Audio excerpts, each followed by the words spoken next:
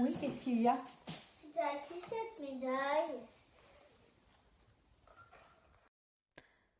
Alors, cette médaille, elle appartenait à ma grand-mère paternelle, Micheline Volonda, mais moi je l'appelais Mémé. Je vais vous raconter son histoire. Micheline Volonda est née à Reims le 7 février 1927, mais elle avait des racines 100% creusoises. Que ce soit du côté de son papa, Henri Volonda, ou de sa maman, Léa Jouento, je retrouve des lignées de maçons creusois qui partaient travailler 9 mois sur 12 sur des chantiers loin de chez eux.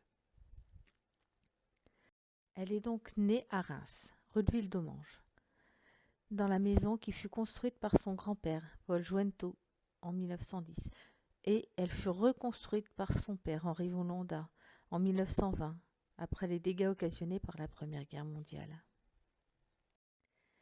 Elle est la dernière de 3 enfants. Jacqueline était née en 1923 et Jacques en 1924. Bonne élève, elle ramenait des bons prix à la maison. Musicienne, comme sa sœur, elle jouait du violoncelle, chose qu'elle n'a jamais voulu faire pour nous.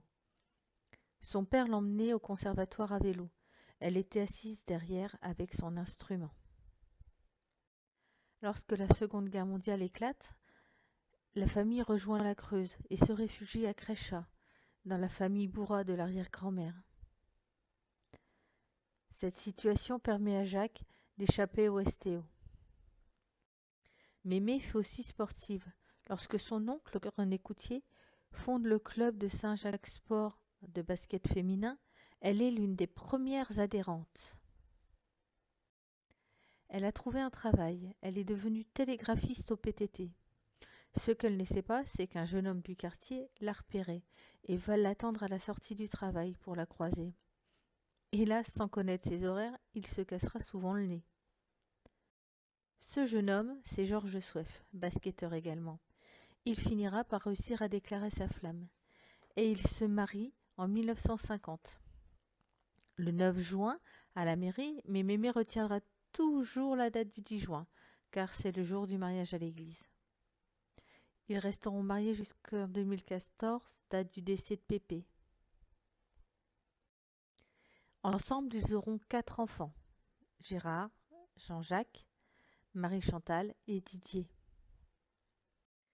Mémé était très investie dans le milieu associatif de la ville, entre les musées, principalement celui du reliquaire de l'église de la basilique Sainte-Clotilde à Reims, les JOC, Jeunesse ouvrière, elle s'investissait beaucoup.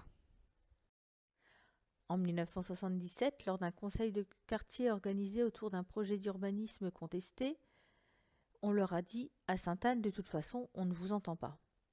C'est ainsi qu'avec d'autres personnes, elle a participé à la création de Bien Vivre à Sainte-Anne. Cette association s'est beaucoup occupée d'urbanisme dans le quartier, mais a organisé des voyages et des visites. Elle en fut même la présidente pendant près de 20 ans. Avec Pépé et son cousin René Pierson, ils avaient aussi créé le comité des fêtes du quartier, qui organisait des fêtes du 15 août, des courses en voiture à bras, et l'un de mes meilleurs souvenirs, la braderie du 11 novembre, à laquelle, avec mon frère, nous participions pour vendre des enveloppes surprises. Mémé était aussi impliquée dans la vie publique. Très longtemps, elle a tenu un bureau de vote dans le quartier et participé au dépouillement quasiment à chaque élection.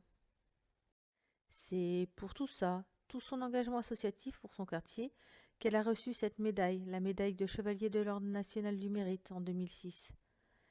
J'étais présente à la remise et j'avoue avoir pleuré d'émotion.